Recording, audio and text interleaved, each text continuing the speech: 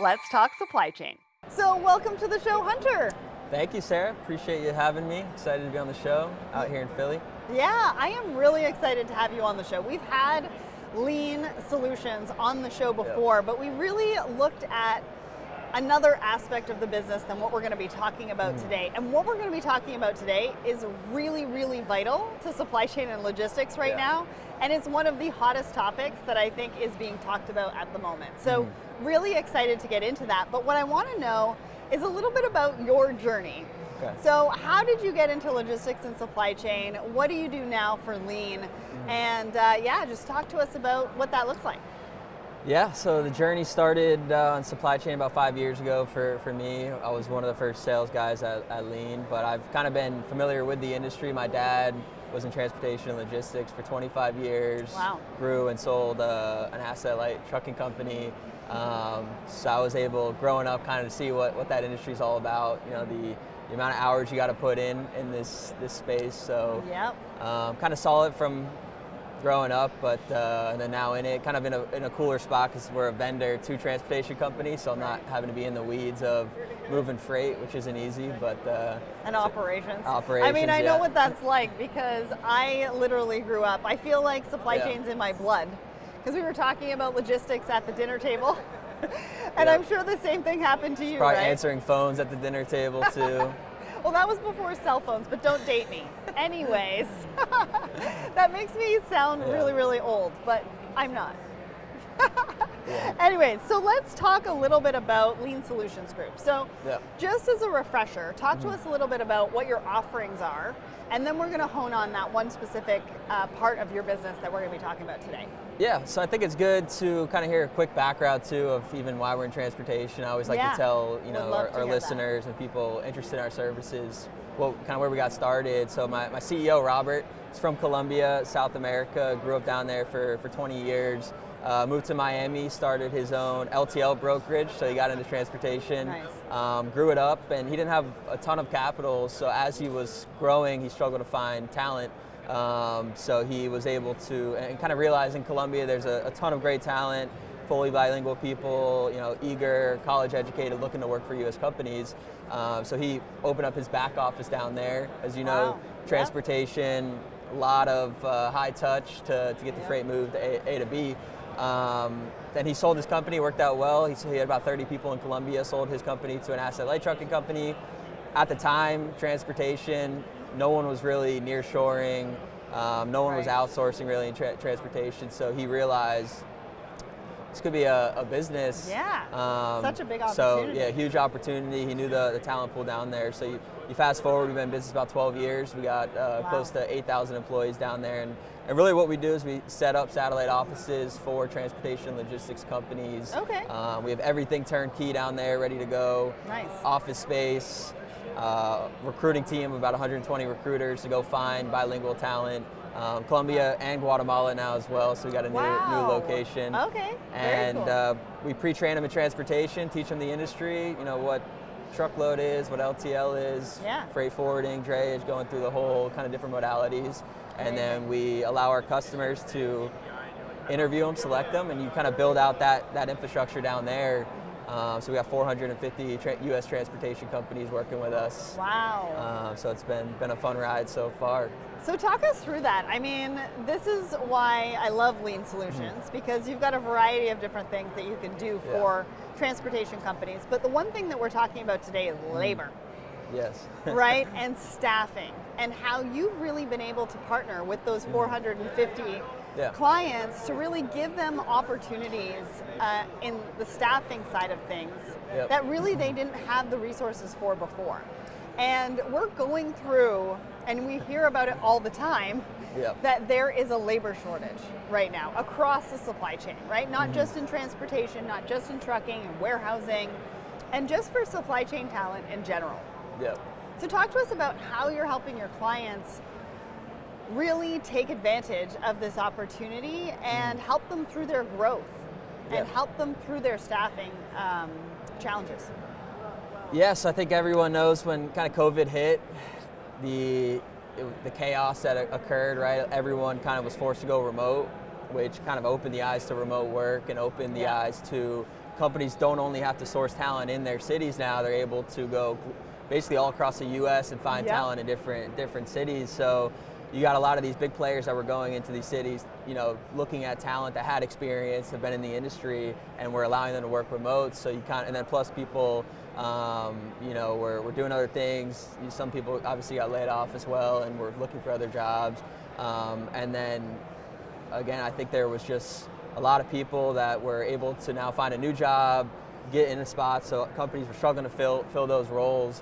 And that's where we came in and said, hey, it doesn't matter where someone's sitting nowadays. I think people realize that remote work does work, as long as you got the right expectations, the right visibility, KPIs. So we opened up just a whole new pool of candidates for these transportation companies that were struggling to find talent. And we were able to leverage our ability to find talent quickly and the ability to scale quickly to kind of leverage these. Because as you know, transportation during COVID was still crazy. One of the 2020, 2021 were one of the craziest couple of years with the port congestion and everything going on. So they needed the talent and they couldn't find it. So we were kind of that support to give them that talent quickly as well. Amazing. So what is the process, right? So if I'm having some staffing challenges, what's the process of really, or what questions am I asking myself, right? Where I'm coming to Lean Solutions and understanding that you're able to help me fill some of those gaps. And of course, a lot of organizations are going through the great resignation, right? We've been hearing that a lot lately. So talk us through a little bit about how a customer sort of approaches you and finds out how you can help them. What are the gaps that they're having in their businesses as far as staffing that you can help fill? So we like to focus on the low-hanging fruit, right? Well, what is the areas within your business that you're struggling to fill? What are the functions? A lot of times it's more on the entry-level side. So in transportation, dispatching, tracking, accounts receivable, collection, some of those roles that are just in general hard to find and then hard to retain as well. So we go into companies and we figure out, hey, what are you guys struggling to fill? Where do you guys need help sourcing talent? Let us give you the talent in Colombia, help you guys train them, look at your processes, help automate some of that training, and fill those gaps. And we focus more on like the entry level to even like on the carrier sales side, we've been focusing on as well. Capacity tightened up heavily in 2020, so we were able to kind of source people to call carriers and help out there as well. Nice. Well, and I'm sure, like you said, over the pandemic, everybody has gotten used to really looking at the remote environment. I mean, for our team, our whole team is remote, so I know what that's like, and it comes with all sorts of benefits, but it also comes with challenges. And I'm sure you've had some resistance around the remote side of things and organizations saying no, they need to be in the office or at least a hybrid version or things like that. How do you really answer those challenges, and what are the typical challenges that you're seeing from a remote environment that maybe organizations need to think about but can overcome? So it's funny, we were kind of remote before remote was a thing, right? We were offering remote staffing before COVID, so we were like experts in setting up a satellite remote office down in Colombia. So we actually have around, I'd say 70% of the people working within our facilities. So we have 10 facilities down there where employees are coming to the office.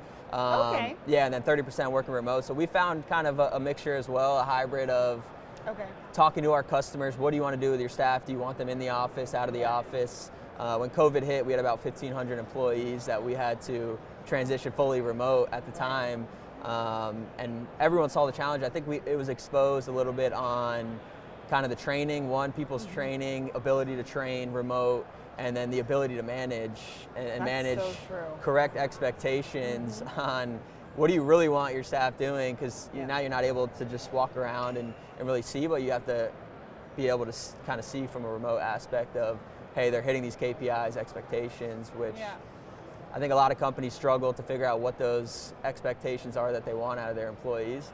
That's true, right? Because you have to think about it in a different way. Expectations from employees within an office is completely different from expectations from a remote workforce, right? And I think, there's a lot of ways to mitigate some of the risks that come with remote employees or staffing. And so how do you help them mitigate that risk? Because I know a lot of times when you're looking at working with somebody that is in Colombia, let's say, or I work with somebody in the UK. Yeah.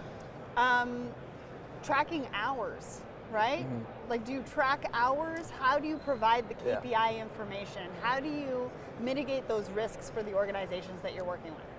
So as far as hours go, there's software where you're able to track kind of log in, log off time in the computers. But I think the biggest thing is coming up front with your customers and saying, all right, guys, let's sit down and really document what do you want out of these employees, right? Like how many check calls, how many loads booked, how many invoices sent, received, called on, and then we take that information and then we build it out using our quality assurance team.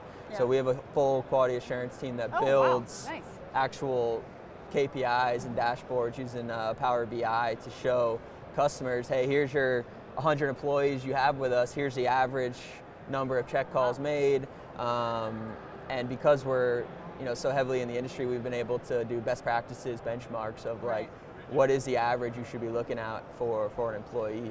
But I think the toughest thing is like managing the employees, that's right? True. How do you manage someone that's not in front of you is I think what everyone struggled to do.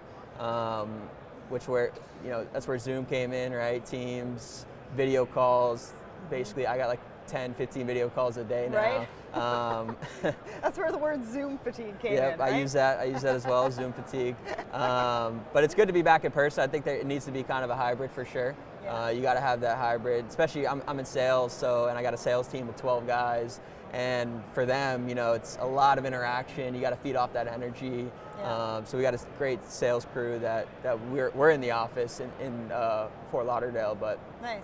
But I also think you bring up a really good point around data. Yeah. When you're thinking about bringing in employees that are going to come maybe in the office or maybe do a hybrid version, you don't really get data on the productivity and the effectiveness of your teams and what they're actually doing. But outsourcing to somebody like Lean Solutions, you get all sorts of data. Yeah, so and what do you do with the data, right? That's what a lot of companies don't know. They have all this data, they're tracking it, but they don't know how to leverage it and look at how do we improve those processes. So what we've been able to do is take an employee that may not be hitting that KPI and we look internally and figure out why. Is it lack of training? Is it an understanding of the function? Is it they're not a right fit for the job? So we go into depth with our customers and we partner with them more on really trying to make their back office as efficient as possible. And that's awesome. So it's love that. Yeah. And you never know, it could be just a bad month for that employee, right? You never know what someone's going through. So it's hard just to look at data, right? There's still the personality, the relationship you have to build with your employees. So where else do you get that data, is what I'm trying to say, right? Is when you're outsourcing and you're working with a partner like Lean to really give you that information. So you can not only make decisions, but you're also taking a look at the data and making sure that things are working effectively, efficiently for your customers as well, which is something that they don't have to worry about. They lean on you, pardon the pun, I like to do it. that. Yeah, you threw it in there early. I was expecting it. So walk me through, if I'm in the audience, love what you're talking about, what do I need to look like as an ideal client for you? You got to be growing. We're looking for the biggest carriers. We're working with some of the biggest carriers, brokers, but people that are looking to scale teams, people that are looking to build efficient organizations, or people that are just struggling to hire. All right, if you're in a spot where you can't find people, you need them. You can't grow because you don't have that back office support. We're your guys to come in and help get you the employees. Awesome. But yeah, it's pretty seamless process too. We're quick. Yeah, what's the onboarding like? 4 weeks, 4 to 6 weeks. Wow, for first hire. Yeah, first hire. So we've onboarded customers that have 250 employees with us in 6 months. Nice. So we've helped scale up companies pretty quickly, but we like sweet spot anywhere from like 10 to 15 to start, just to look at, and then we take that data, look at what's working.